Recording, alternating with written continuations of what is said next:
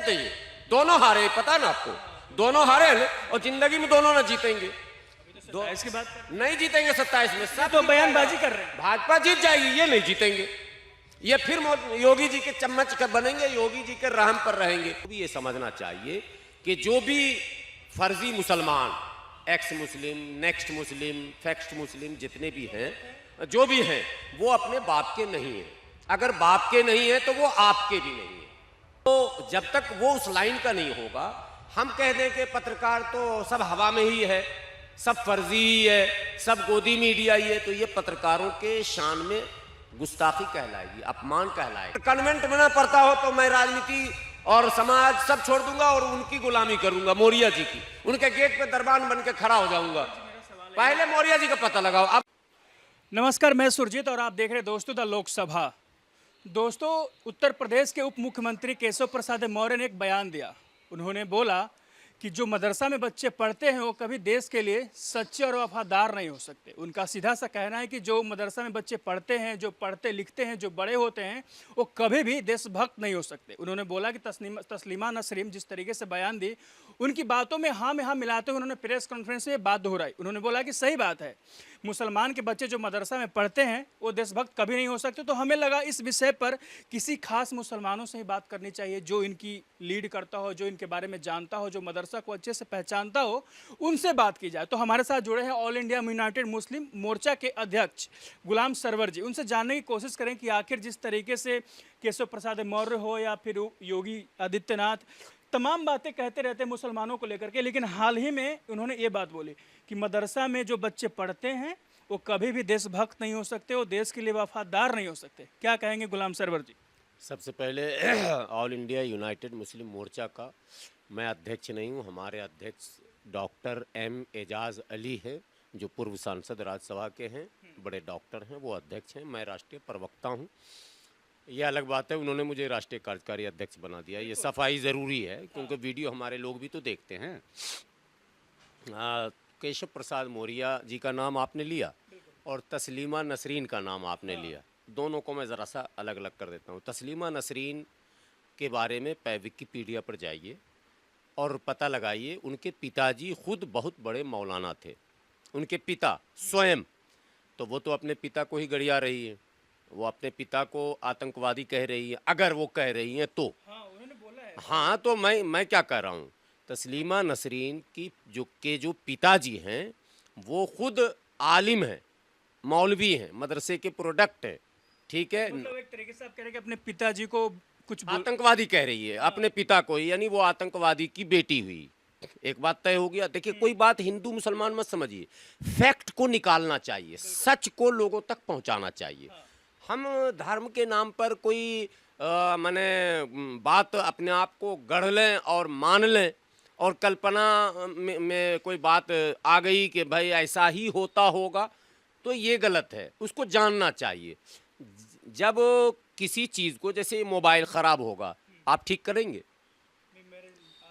हम भी नहीं करेंगे, आप भी नहीं करेंगे। मोबाइल के मिस्त्री के पास जाएंगे जो इसका जानकार है। ये जो आप चैनल चलाते हैं, इसके भी कुछ टेक्निकल मामले होते हैं और इसका भी कोर्स किया जाता है, पता है ना। पत्रकार का एक कोर्स होता है, मास कम्युनिकेशन क्या बोलते हैं उसको। तो जब तक वो उस लाइन का नहीं होगा, हम कह दें कि पत्रकार तो सब हवा में ही है, सब फर्जी ही है, सब गोदी मीडिया ही है, तो ये पत्रकारों के शान में गुस्ताखी कहलाएगी, अपमान कहलाएगा। बात समझिए। मैं मैं वहीं आ रहा हूँ। तो एक लाइन तो पहले समझिए कि तस्लीमा नसरीन बिल्कुल मानसिक रूप से वो विकृत हैं, जो अपने बाप का नहीं, वो किसी का नहीं। मेरे हिंदू भाइयों को भी ये समझना चाहिए कि जो भी फर्जी मुसलमान, एक्स मुस्लिम, नेक्स्ट मुस्लिम, फैक्स्ट मुस्लिम जितने भी हैं, जो भी हैं, वो अपने बाप के नहीं हैं। अगर बाप के नहीं हैं तो वो आपके भी नहीं हैं। पहले बात समझिए। जितने भी एक्स मुस्लिम जिन्होंने कांवड़ उठाया, जितने हिंदू धर्म का भी अपमान वो कर रहे हैं और इस्लाम का भी अपमान कर रहे हैं। हमारे हिंदू भाइयों को कभी भी ऐसे अधर्मी और विधर्मी और कालनेमी पर भरोसा नहीं करना चाहिए। जो बाप का है, जो धर्म का है, जो समाज का है, वही देश का है। जो धर्म का नहीं, जो बाप का नहीं, जो खानदान का नहीं, जो अपने धर्म का नहीं, जो समाज का नहीं, वो देश का नहीं। एक लाइन में क्लियर बात। अब आइए केशव प्रसाद मौर्य जी, वो नेता हैं, मदरसे में तो पढ़े नहीं, ये तो दुर्भाग्य है उनका। लेकिन पढ़ना चाहिए था। अरे उसी लखनऊ में जहां वो बैठे हैं, पंडित बृज नारायण चकवस्त लखनवी, पढ़िएगा तब जानिएगा। बहुत बड़े भारत के कवि और शायर रहे हैं और उर्दू के बहुत बड़े ज्ञाता रहे हैं। मदरसे में पढ़े, मदरसे में मौलाना मजहरुल हक, जो देश के लिए वीर कुंवर सिंह और मौलाना मजहरुल हक बिहार के ये दो बहुत प्रसिद्ध नाम हैं, जिन्होंने देश के लिए अपनी आहुति दी, अपना बलिदान दिया। आज जो कांग्रेस का बिहार में कार्यालय है सदाकत आश्रम के नाम से, वो मौलाना मजहरुल हक साहब की अपनी भूमि है। उस समय में आज़ादी की लड़ाई में उन्होंने दान कर दिया था कांग्रेस को। मैं सुनिए मदरसा मैं ला रहा हूँ। अभी एक्सपायर किए पंडित जगन्नाथ आज़ाद, ऑल इंडिया अंजुमन तरक्की उर्दू हिंद के वो अध्यक्ष थे। कश्मीर के बहुत बड़े ब्राह्मण, मैंने क्या उसको बोलते हैं, कौन ब्राह्मण, बहुत जो सबसे ब्राह्मणों में भी श्रेष्ठ ब्राह्मण जिसको कहते हैं, वो थे, मदरसे के प्रोडक्ट थे। इस देश को अग्नि पृथ्वी मिसाइल देने वाले हमारे भारत रत्न, जिनका ये फोटो जरा सा दिखाइए, यहाँ देखिए हम किसको रखते हैं, इसलिए तो मौर्य सौर्या को नहीं रखते हैं। अब मौर्य में भी आ रहा हूँ, दो मौर्य को सुनाऊंगा और खुद ही फैसला हो जाएगा कि कौन मौर्य सही है, ठीक है। और बाद में हमारे हिंदू भी कहेंगे कि दोनों मौर्य गलत है, कहना पड़ेगा उनको। मैं बता रहा हूँ। APJ अब्दुल कलाम मदरसे में पढ़े थे। भारत के प्रथम राष्ट्रपति राजेंद्र बाबू, जिनको हम लोग कहते हैं, राजेंद्र प्रसाद, जो बिहार के रहने वाले थे, भारत के प्रथम राष्ट्रपति थे, मदरसे में पढ़े थे। मदरसा, पहले मदरसा को क्लियर कीजिए। एक सेकंड क्लियर करने चाह रहा हूँ मैं, मदरसे में कौन सी पढ़ाई होती है, क्या सब्जेक्ट होता है, और उसको क्या वहां से पढ़ने के बाद बच्चे 10th में फिजिक्स, केमिस्ट्री, बायोलॉजी या फिर रिसर्च कर सकते हैं, इसरो के साइंटिस्ट बन सकते हैं, IAS IPS ऑफिसर बन सकते हैं, ये सवाल है मेरा। 2-3 लाइन नाम बताऊंगा। पहले what is meaning of madrasa? What is meaning of madrasa? अभी इसको समझना जरूरी है। ये मदरसा बोल के, एक तो हमारे मौलाना लोग भी थोड़ा गड़बड़ हैं, इनको भारत में मौलाना लोग ही तो कर रखे हैं चीज। मदरसा, इनको नाम रखना ही चाहिए था, कुछ और रख दिया इन्होंने अरबी में, इनको नाम ही हिंदी में रख देना चाहिए। अब यार आ क्यों नहीं रहा है, वो नेट लगता नहीं आ रहा। आप में नेट अगर आ रहा हो तो पूछिए what is meaning of madrasa, अभी जो है आ जाएगा। बोलिए what is meaning of Madrasa, Google पे जानना जरूरी है। गूगल चला गया ना, गूगल तो देके गया, ठीक है। यहाँ पे नेट नहीं चल रहा बढ़िया। व्हाट इज मीनिंग ऑफ मदरसा, चल कुछ बहरहाल आप नहीं, हमारे दर्शक इसको सर्च कर लेंगे, और डिक्शनरी अगर उनके पास हो तो डिक्शनरी देख लेंगे। मदरसा का मतलब विद्यालय। पहले तो मदरसे में विद्यालय है, तो जैसे राजकीय विद्यालय हो रहा है, सरकार क्यों कहते हैं? कॉन्वेंट का क्या मतलब हुआ? कॉन्वेंट सुना आपने, उसका क्या मतलब हुआ?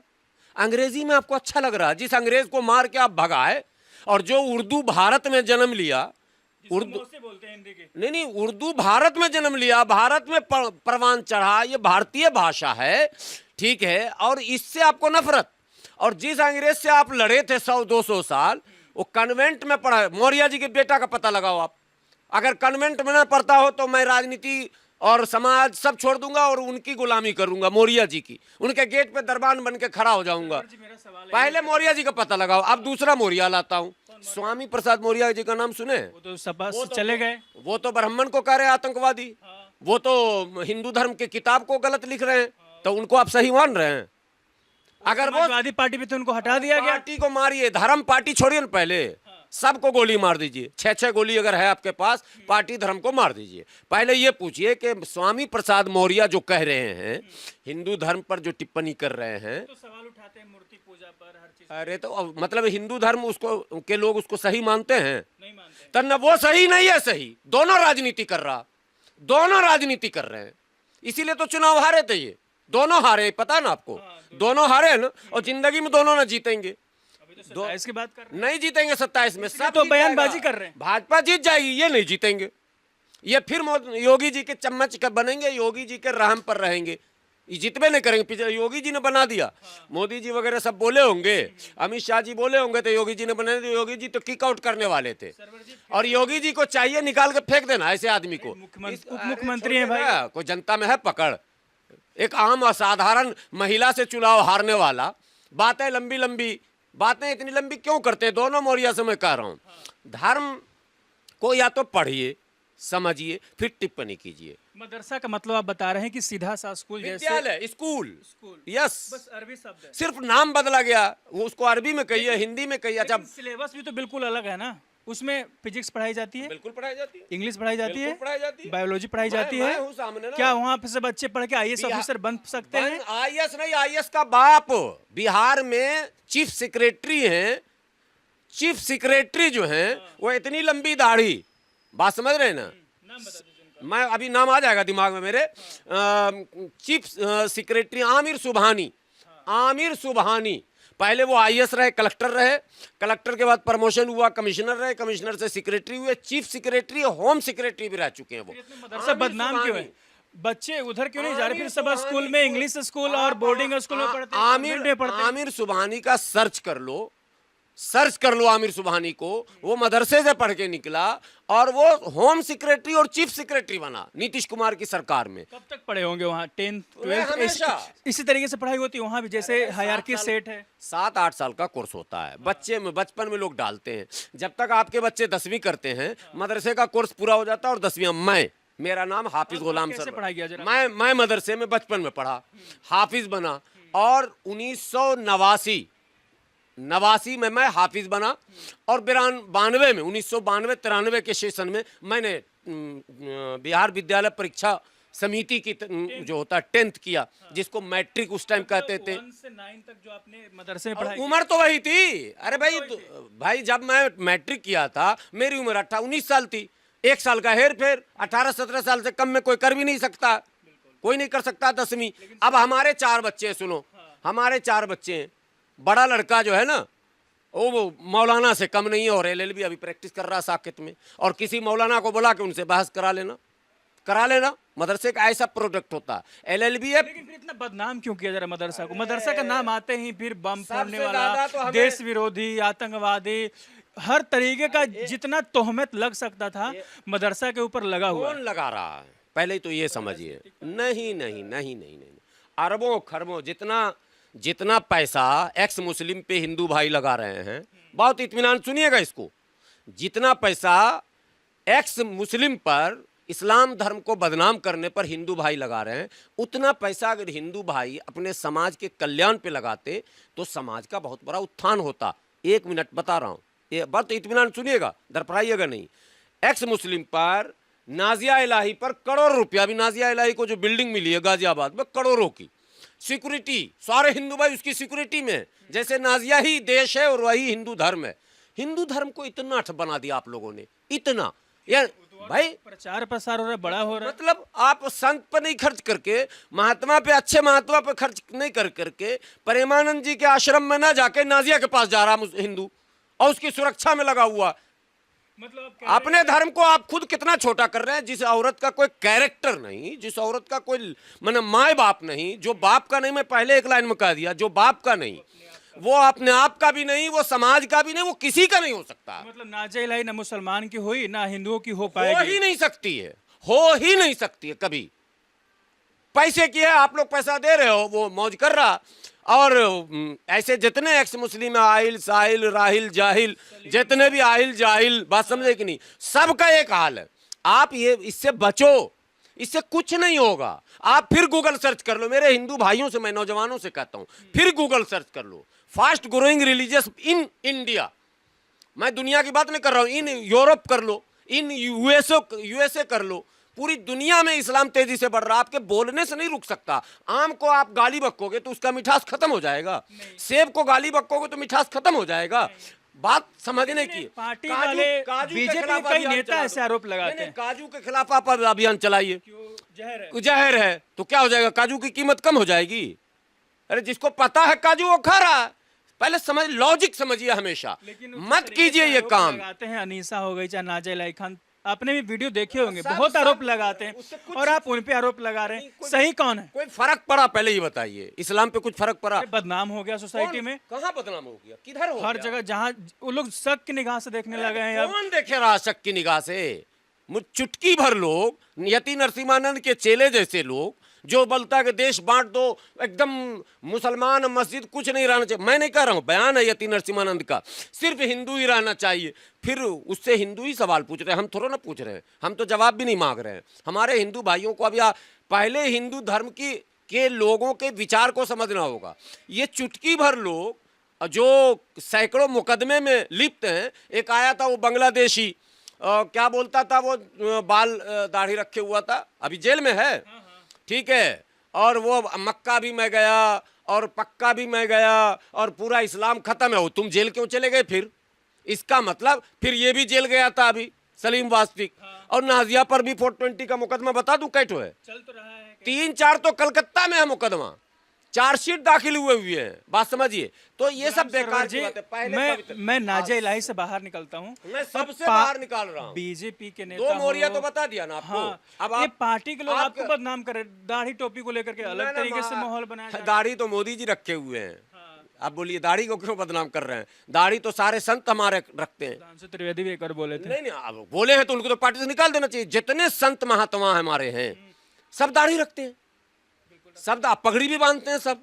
उनके सांसद कितने हैं, वो साक्षी महाराज, वो भी पगड़ी बांधे हुए हैं, दाढ़ी रखे हुए हैं। तो दाढ़ी पर, पगड़ी पर अगर बोलते हो, टोपी पर बोलते हो, टोपी तो वीपी सिंह पहनते थे, टोपी तो रामविलास पहनते थे, वो टोपी जो मैं पहने हुआ हूँ इस टाइप का जो होता है, ऐसे कई नेता पहने हुए हैं। टोपी तो आरएसएस पहनती है, मोहन भागवत पहनते हैं। तो टोपी पर अगर आप आरोप लगा रहे हो तो आप गलत, दाढ़ी पर आरोप लगाए तो आप अपने धर्म के खिलाफ। कैरेक्टर, किरदार की बात कीजिए, ठीक है। और कैरेक्टर हमारा यह है कि आप देखिए, मुसलमानों को लेकर के बीजेपी के, यूपी की खास करके बात करूंगा, इलेक्शन चल रहा है, तैयारी चल रही है, कोई भी हो, ताजिए की हाइट नापने से लेकर के सड़क पर नमाज पढ़ना हो, मदरसे के बच्चे आतंकवादी होते हैं कहना हो, या कई तरीके के आरोप हो, जितना लगाया जा सकता है लगाया जा रहा है। इसको कैसे अब देखते हैं? होगा, देखिए, सत्य को दबाया जा सकता है, झुटलाया जा सकता है, पराजित नहीं किया जा सकता। सत्य कभी पराजित नहीं होता है, आप समझ गए। ताजिया का हाइट नापे, ताजिया हमारे धर्म का पार्ट ही नहीं है, मैं माइक पर बोल रहा हूँ। ताजिया में नहीं है ना, बात समझिए उसको, अभी उस पर लंबी बहस चलेगी। ताजिया में जितने हुड़दंग हो रहे हैं या ताजिया जो सड़क पे लेके निकल रहा है, जो लाठी, अब वो हमारे धर्म का पार्ट नहीं है, वो भारतीय संस्कृति का उस पर प्रभाव है। और वो एक तैमूर लंग राजा किसी ज़माने में यहाँ आया था, उसने इस चीज़ को निकाल दिया।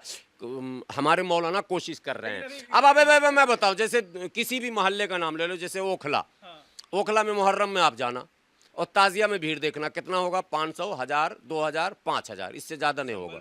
अब मैं संभल की बात कर रहा हूँ, एक एक लाइन की। और ओखला में मुसलमान कितना है पता है आपको? 1.25 लाख। 90% बताओ, 1.25 लाख घर है और 1.25 लाख वोटर है, 18 से नीचे वाले को छोड़ दो। तो जहाँ 1.25 लाख वोटर है, वहाँ 1500 अगर 2000 ताजिया में निकला तो उसको आप मुसलमान मत मानिए ना। दोनों पक्ष देखिए, संभल में कितनी बड़ी भीड़ होगी? 5000। संभल में मुसलमान कितना पता आपको? लोकसभा के अंदर, पूरे लोकसभा का ताजिया का भीड़ एक बार नाप लीजिए, एक बार नापिए।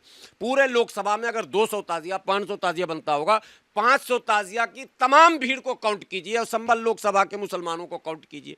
10% लोग, क्या बोल रहे हैं जो सड़क 10% लोग मुसलमानों में भी जो इस्लाम को बदनाम करने वाले लोग हैं, वो 10% लोग हैं। और हिंदू धर्म में भी, हिंदू धर्म को बदनाम करने वाले लोग, तलवार बांटने वाले लोग, फरसा बांटने वाले लोग, दूसरे धर्म को गाली देने वाले लोग 5% हैं। बात समझिए, परसेंटेज नहीं है ज़्यादा, 5% है। इंकी पिंकी रिंकी जो भी हो, ज़्यादा परसेंटेज नहीं है उसमें। इसलिए हम लोग घबराते नहीं, हमको पता है देश की बड़ी आबादी, अमन, चैन, सुकून, प्यार, प्रेम। देखो, हिंदू धर्म में सबसे बेहतरीन शाम में आरती होती है, आरती के बाद जो उद्घोष होता है पता आपको? विश्व का कल्याण हो, माँ प्राणियों में सद्भाव हो। बात समझ रहे हैं ना? ऐसा कोई है मुसलमानों में? भाई तो फिर उस धर्म को आप उस धर्म को कह रहे हैं बगैर तलवार के तुम्हारा बच ही नहीं सकता, अल्लाह तो अब्दुल को काटो, तो वो आदमी धर्म के खिलाफ है। जी, वो धर्म के खिलाफ है, जो धर्म को समझ ही नहीं रहा। वो धर्म जो विश्व के कल्याण की कामना करता हो, उस धर्म का एक व्यक्ति खड़ा होता है, भाई साहब 1-1 हज़ार का तलवार लाया हूं मुल्ला को काटने के लिए। पिंकी चौधरी ने तलवार में कोई मंत्र मारा था कि मुल्ले कटेगा, और कहीं गलती से चल गया इधर उधर, कोई भी कट जाएगा ना, तो बेवकूफी है। बात समझिए, हम लोग इन चीजों से बचते हैं, हम मुसलमानों से भी कहते हैं। जैसे उधर से कहा गया कि विश्व की कल्याण हो, इधर से हमारे यहाँ भी होता। अब वही मैं यही कर रहा हूँ, धर्म को समझिए।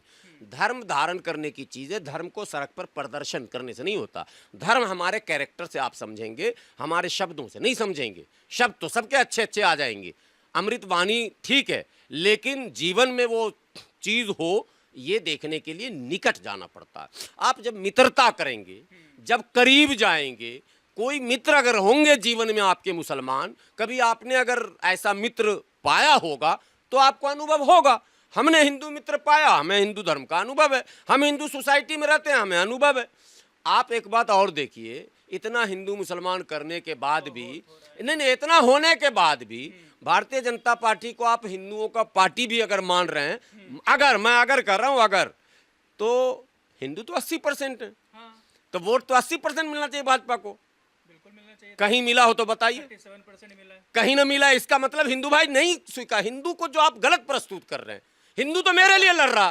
अरे भाई, हिंदू के लिए तो कर रहे हो। हिंदू तो मानवता के लिए लड़ रहा है, हिंदू तो मुसलमान के लिए लड़ रहा है, हिंदू तो सिख के लिए लड़ रहा है, हिंदू तो ईसाई के बचाव में खड़ा है, हिंदू तो सत्य के लिए अड़ रहा है। वो आप 80-20 लाख बोल रहे हैं, मगर 80 आपको मिल कहाँ रहा है? 80 नहीं मिला, 40, 37, 38 मतलब 50-60% हिंदू आज भी आपके खिलाफ है।